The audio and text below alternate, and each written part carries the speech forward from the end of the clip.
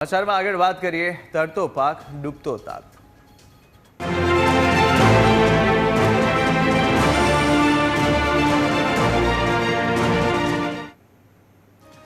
રાજ્યમાં માવઠાએ મહાવિનાશ વેર્યો છે। અણધારી આવેલી આકાશી આફતમાં અનેક ખેડૂતોના સપના ચકનાચૂર થઈ ગયા।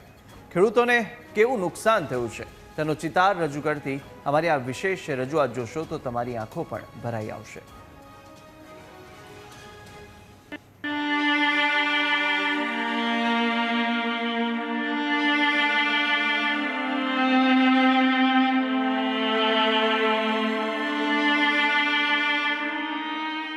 આંખો સ્તબ્ધ છે, હૈયું ભરાઈ આવ્યું છે, મન ભાગી પડ્યું છે અને હોઠ નિશબ્દ છે તો બસ એક અજબ પ્રકારની લાચારી, હૈયું ચીરી નાખે તેવી લાચારી, કાપો તો પણ લોહી ન નીકળે તેવી લાચારી, કુદરતે કરેલા સૌથી મોટા પ્રહારની લાચારી। નવા વર્ષના પ્રારંભે જ કુદરત એવી રૂઠી કે બધું જ બરબાદ કરી નાખ્યું। ક્યાંક મગફળી, ક્યાંક સોયાબીન તો ક્યાંક ડાંગરના પાકમાં ખેડૂતોની આશાઓ છુપાયેલી હતી। 4 મહિનાની મહેનત છુપાયેલી હતી, ભવિષ્યનું ભાથું છુપાયેલું હતું, પણ માવઠાનો એવો તે માર પડ્યો કે જગતનો તાત ખૂબ જ લાચાર બની ગયો છે। આજે જગતનો તાત પૂછી રહ્યો છે કે હે કુદરત, અમારો એવો તો શું વાંક હતો કે અમારી મહેનતનું ફળ પણ છીનવી લીધું। હે કુદરત, અમે તો જગતનું પેટ ભરીએ છીએ, અમે કોઈનું ક્યાં કશું બગાડ્યું હતું કે અમારા ઉપર ક્યારે ન રૂજાઈ શકે એવો ઘા કર્યો। હે કુદરત, કળિયુગમાં લોકોમાં તો માનવતા મરી પરવારી છે, પણ શું તું પણ એટલો નિર્દય બની ગયો છે કે હવે અમારે આવા દિવસો જોવા પડી રહ્યા છે? શા માટે અમારા હૈયા પર આવો પ્રચંડ પ્રહાર? શા માટે? આવા સવાલો સાથે ખેડૂતોનું હૈયું ભરાઈ આવ્યું છે। તેમ છતાં જગતના તાતની ખુમારી તો જો, તે રડતો નથી, પણ હા, તેના ઉપર આવી પડેલી આ આફતમાં તે મદદ માંગી રહ્યો છે। ગીર સોમનાથના કંટાળા ગામના એક ખેડૂતનો વિડીયો સોશિયલ મીડિયા પર વાયરલ થયો છે। તેઓ શું કહી રહ્યા છે તે સાંભળશો તો તમારી આંખો પણ ભરાઈ આવશે। જિલ્લો ગીર સોમનાથ, તાલુકો કોડીનાર, ગામ કંટાળા। સતત 35 કલાકથી વરસાદ ચાલુ છે। ખેતરો છે તે બેટમાં ફેરવાઈ ગયા છે, પાથરા છે તે ધીરે ધીરે તણાવવા માંડ્યા છે। નથી લાગતું કે ખેતરમાં હવે પાથરો રહે। ખેડૂતોની મહેનત ઉપર પાણી ફરી ગયું, ધાન ધૂળ થઈ ગયું। જે સારું છે ને એ હળી નથી ગયો ભાઈ। મને લાગે છે કે આ તો તણાઈ જશે અને પછી સર્વે કરવા આવશે સર્વેવાળાની ટીમ અને કહે કે ભાઈ આ ખેતરમાં તો પાથરા ક્યાં છે? એટલે ભાઈ આ ખેતરમાં પાથરા હતા પણ પાથરા તો તણાઈ ગયા। હે, તમને એમ લાગશે સેટેલાઇટમાં કે આ ખેતર તો ખાલી છે, આમાં તો માંડવી કાઢી લીધી। કાઢી નથી લીધી મારા વાલા, આ માંડવી તણાઈ ગઈ। આજે ખેડૂત પોકારીને કહી રહ્યો છે કે તમે જો થોડો વહેલો ટેકો કર્યો હોત તો આજે અમારે આ દિવસો જોવાનો વારો ન આવ્યો હોત।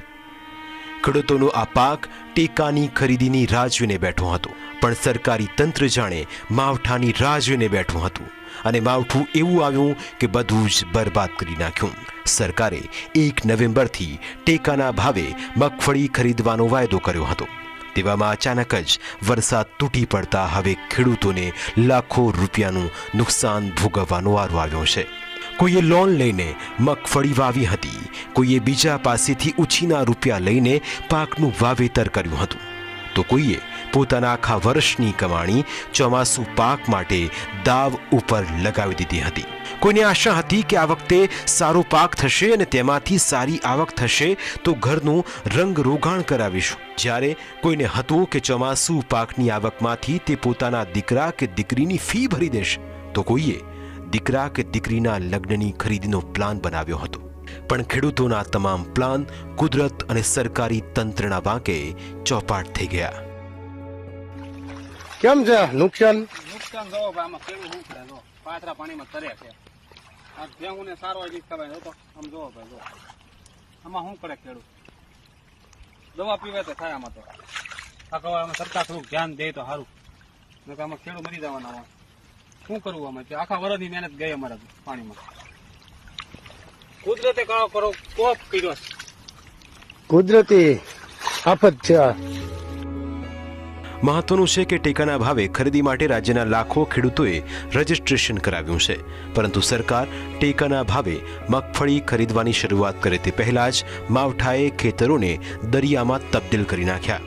તેના કારણે હવે ખેડૂતોની સ્થિતિ ખૂબ જ કફોડી બની છે.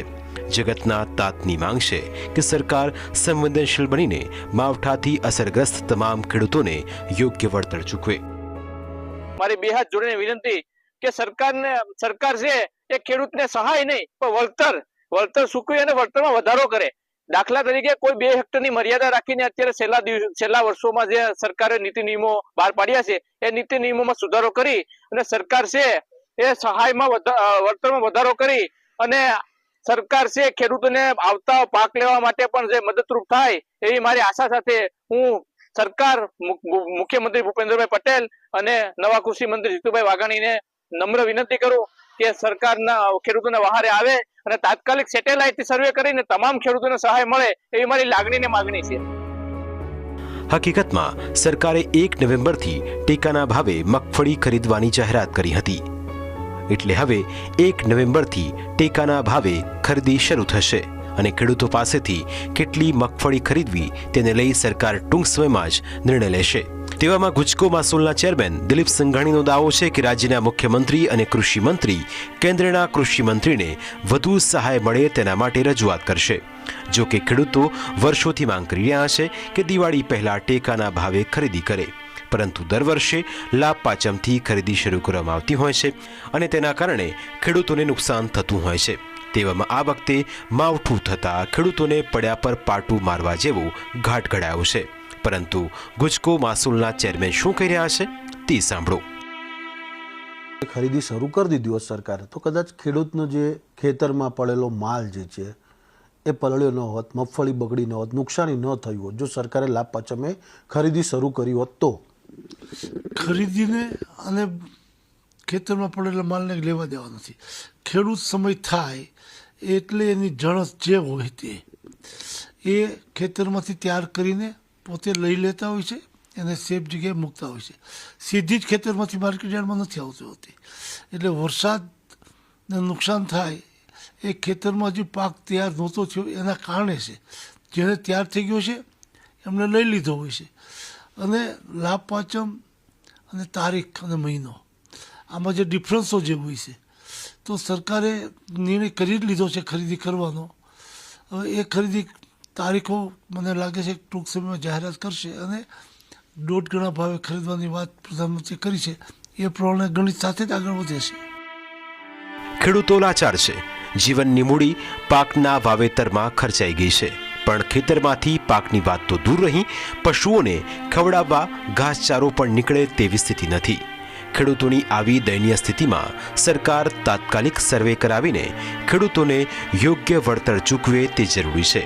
નહીં તો આગામી સમયમાં ખેડૂતો ખેતી કરવાનું છોડી દેશે તેવી પરિસ્થિતિનું નિર્માણ થઈ શકે છે. આવું ન થાય તે માટે સરકાર ખરા અર્થમાં ખેડૂતો પ્રત્યે સંવેદનશીલતા દાખવે તેવી સૌ કોઈ